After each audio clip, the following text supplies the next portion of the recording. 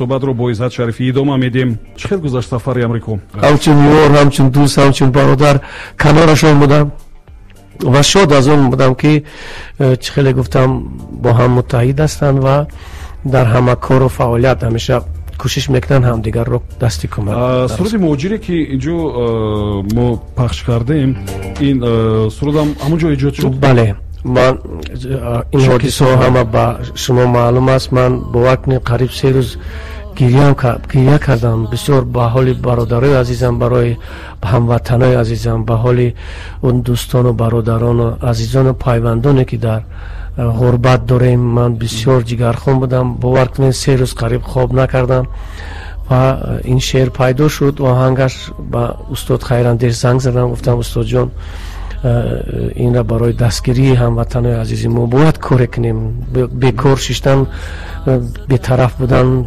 من فکر میکنم با وجدان ما خوب نیست و ما از دستم چی من نمیدونستم که چه خیلی دستی کمک دراز کنم با هموطنان عزیز که اذیت نکشن. به همین خاطر این سرودم تولید شد و استاد زنگ زدم و ما یک جا این سرود را هم آهنگش رو هم کمپوزیشنش نو تیار شده است. ما همین خیلی با گیتار یک خیلی بگم بدواتن خواندم و حالا کمپوزیشنش تیار شده است و ما میخوایم یک کلیپی، یک ویدیو کلیپ بسیار خوب ثبت کنم. ما ملتی هستیم که تمدن آفریم، یعنی که وقتی که ما تمدن آفریدیم بعضی ملت ها در دیگر جاها مثلا اقامت میکردن، علم و معرفت فرهنگ رو از ملت ما آموختن. این گفته‌های من طاقت نیست. من وقتی که هنگام بینای سازمان ملل متحد در آمدم در اونجا نوشتجات حضرت سعدی رو که در حقیقت میگویند من در قالین در چیز نیست، در قالین نوشته شده است و وزن از همه خیل. توصیه شما چی است برای اونهایی که پگاه سر میکنن با آوازخوانی؟ دنیای هنر شخصی تصادفی رو دوست نمی‌دارد. وقتی که اونا این کسب رو انتخاب میکنن باید اطمینان کامل داشته باشن، یعنی که فکر، مقصد و دل نیت نیک داشته باشن. عالم موسیقی جای شخصان تصادفی نیست و البته اینجا باید هم معلوماتی موسیقی، هم معلوماتی فرهنگی، هم معلوماتی بگیم که تمام معلومات رو یعنی باید انسان داره باشه تا در عرصه صنعت کامیاب و موفق باشه. یک چیز یعنی بسیار روزی تندنس هست دست به خاطر پول دار شده، یعنی که گویا حافظ دی بوی میشه. این خیلی نه مثلا شما گفتید که از امریکا اومدن ولی حواس هزارها کس آوردن ولی فکر کردن که حتما سراینده شوی، حتما بوی هستی و من فکر میکنم که انسان در کدام وقتی بوی میشود که انسان همون وقت بوی می شود که اختصاص از روی اختصاص خود و با اختصاص خود با موفقیت می رسد. یعنی که من بوی همین پول رو در نظر ندارم.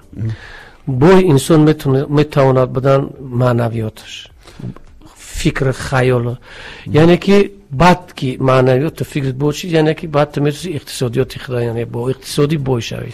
من تخمین میکنم که وقتی که شما بیمار هستین فکر میکنید که هر نفری که بیمار نیست دو بوی است. بوی است. بله. انا من ابوسی یک سیودی واقعا من سیاتی تن صحت این بهترین نعمت است کردم. بله ما اگر سیاتر میبودیم ممکن فضای اینجا رو باز دیگر فر میکردیم، لیکن بیاد با همین بیماریتون باز یک بار دیگر همین آهنگ که ناکات کردیم همین یک جای اجرا میکنیم. بله من در امریکا بیکار نه ایستادم و کوشش کردم که هر یک لحظه بوده اونجا رو یعنی که با منفعت هنر استعدادم با کار برم. ما در اونجا 3 تا آهنگ کردیم، قریب 4 تا 3 تا بگیم یکتاش دروغ نشوه 3 تاش یکتاش نکی هست از دیوارش همونجا گذاشتیم و 3 آهنگی که کردیم یکمش انا مهاجر بود که برای برادران مهاجر، دیمش غمخوار کسی باش که غمخوار تو باشد با قلم سینای اولی بختیار جان یارمندی میکنه. رفتیم استاتر غمخواری کسی باش کی غمخواری تو باشد، در گرمی و سردی جهان یاری تو باشد. غمخواری کسی باش کی غمخواری تو باشد، در گرمی و سردی جهان یاری تو باشد. با هر خس و خاره منشین وقت گران است، با هر خس و خاره منشین وقت گران است. همرازی کسی باش سزاواری تو باشد، همرازی کسی باش سزاواری تو باشد. این دهر که میدانی نبرد است در اینجا، همراهی کسی باش طرفداری تو باشد.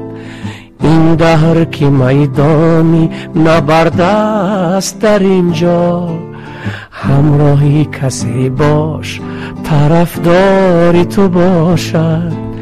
حالا داری هر کس چو دری قلبی تو وانست، مهمانی کسی باش طلبگاری تو باشد. حالا داری هر کس چو دری قلبی تو وانست، مهمانی کسی شو طلبگاری تو باشد. بهترین زنده باشین. تشکر میگم. امیدوارم که جوری بود و مهمونی طلبگار ممکن بودن، مهمونی سلمان جان و رادیوی آزیا پلیس شده. اکایزاد یک چیز بسیار مهمه، شما مثلا در شو بیزنس، در صنعت، در هنر اسلوب خودتون دارید، یک مکتب خودتون دارید، کسی مانند نیستید. ولی از چیزی که هنرمندای جوانی ما همین بچه‌ها پیدا میشن مثل صدرالدین میخوانن، دختراش مثل شبنم میخوانن. برای چی ما یعنی که اسلوب خود رو نمیابیم؟ راه درست، راه آسان میکنن برای رسیدن به هدف. هیچ وقت خیلی این میشود که اول مثلا آهسته آهسته ممکن در عرصه زندگی راه خود پیدا کنن، لیکن از حاضر اگر کمر همت نماندن وای بر حالشون. انسان میگه مرا در سایه شخص دیگر هرگز، که آخر میروی روزی ندیده سایه خود را آخر. بله. برای همین من از برادران جوان، از دوستانی که امروز به عرصه صنعت و هنر قدم میگذارم، خواهش میکنم بکنن. راه خود نیست راهی که مشکلش آسان نباشد. برای همین وقتی که انسان در جبهه‌ای که در راهی که انتخاب میکند، اگر با مشکلی او رو یعنی سپری کند، یعنی که او موفق می شود. چیزی که آسان به دست آمد آسان از دست می رود. خب در مورد متن ها چی میگن؟ چرا انتخاب متن های بسیار سبک و آسان ولی مود است؟ یعنی که همه کوشش میکنن که متن های بسیار سبک بگیرن. به خاطری که تویشون بسیار شود. این به خاطر توی است. به خاطری که هنرمندان فقط به خاطر ثروتمند شدن، یعنی به خاطر پول کار کردن این راه انتخاب میکنن. یعنی که سرودی میخونن که در توی بگذرد، رقص کنن، خیال میکنن یا عمرن رقص کردن میرود. یعنی که این چی بدی دارد؟ مثلا برای ذوق، برای صنعت، برای هنر تاجیک یگان پهلوی منفی و بدی دارد همیشه؟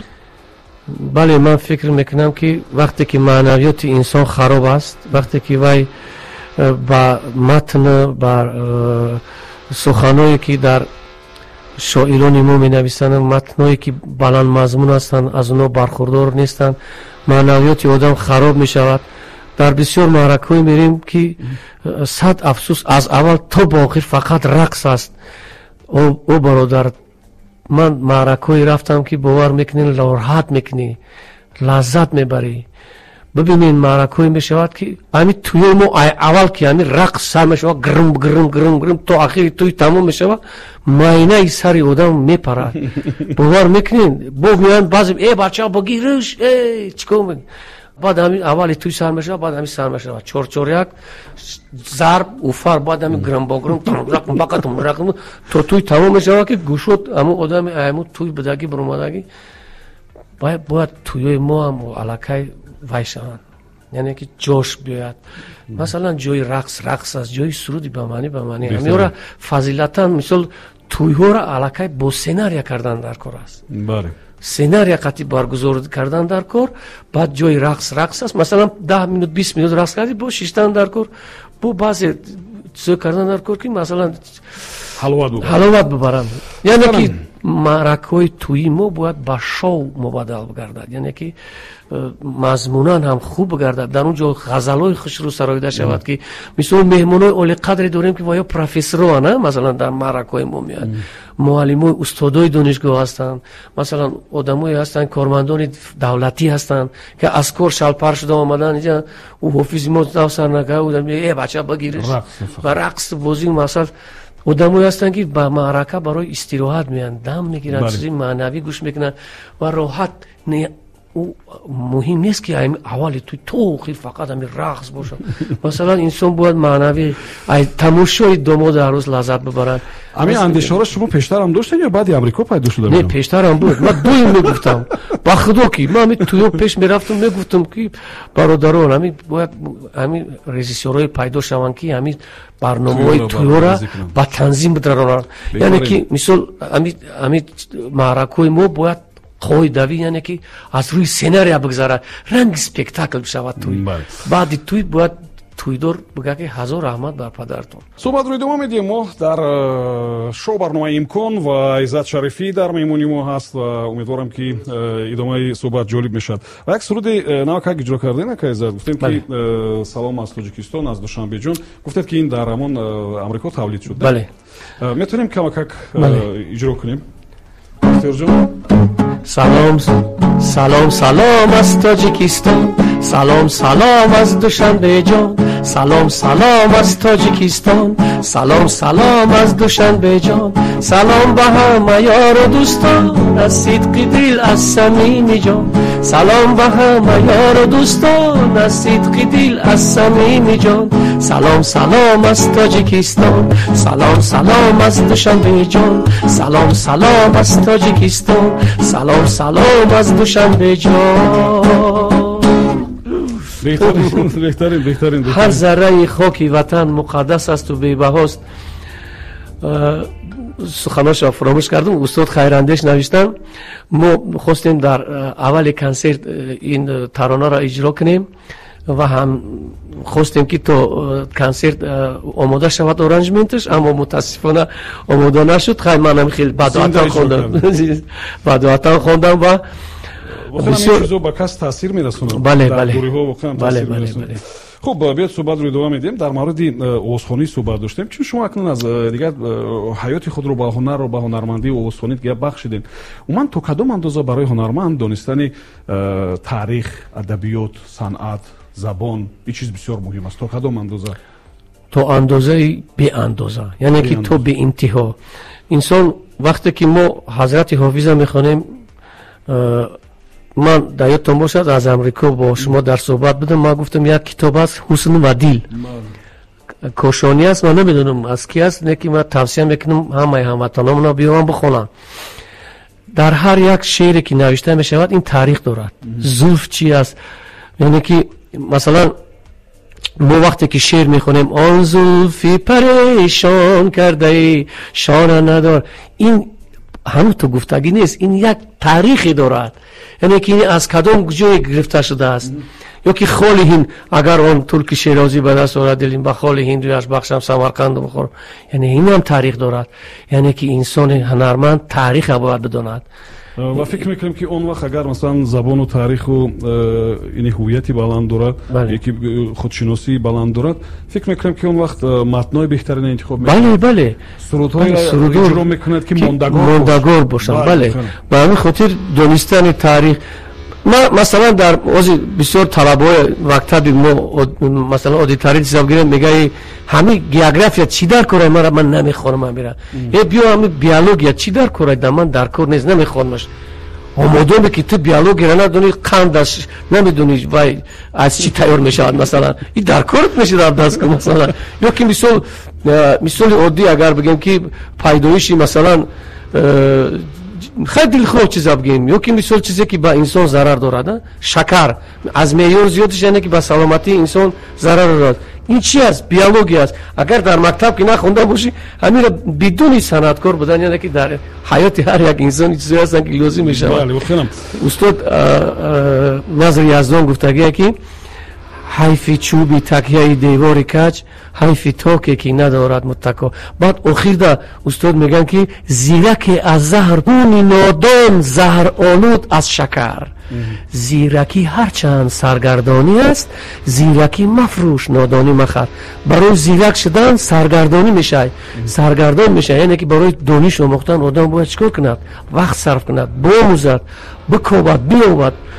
برای هیچ چیزش آدم سرگردان. نه که زیرک برای میگه که زیرکی مفروش نادانی مخر، یعنی که انسان باید کوشش کند که بداند. دانستن خوب است البته، خیلیش مختم میگه که بله دانستن خوب است. خوب، چی نقشه های دیگر دارین که عزت؟ نقشه ها زیاد هستن. ما ناظر روی 3-4 آهنگی که در آمریکا تیار کردیم اونا کار کرده استم. انشالله کوشش میکنیم که سرودای بسیار عالی شوند، زیبا شوند و توانم با این واسطه با دل هواداران عزیز خودم، با دل هموطنان عزیزم که بسیار دوستشون می‌دارم، با معنویات آنها دنیای دیگر وارد کنم. یعنی که آنها بخونن، گوش کنن چیزایی که ما میخونیم، مغز جانشون راحت کند و شاید که به واسطه این سرود و ترانه ها شاید که مشکلات کدامشون آسان کرده باشه. زنده باشین. خب باقی عزت، برای شما موفقیت آرزو میکنم. تشکر میگم برای بختیار جان، برای همراهی. رحمت، تشکر با شما که ما رو دعوت کردین. ما اولین بار است در بینای ازیا پلیس هستیم و از همه کارمندان بخصوص از شما که سبحان جان نداریم، از اهل ایجادی که ما رو دعوت کردید. و فکر میکنم که بچه‌ای که چند روز پیشتر شما با اونها در آمریکا بودین و تاجیکی سرود خواندین، از دیدن از این نوارهای شما بسیار خرسند میشن. سلامت باشین، موفق باشین و امیدوارم صحبت آخری ما نیست. زنده باشین. تشکر میگم برای شما.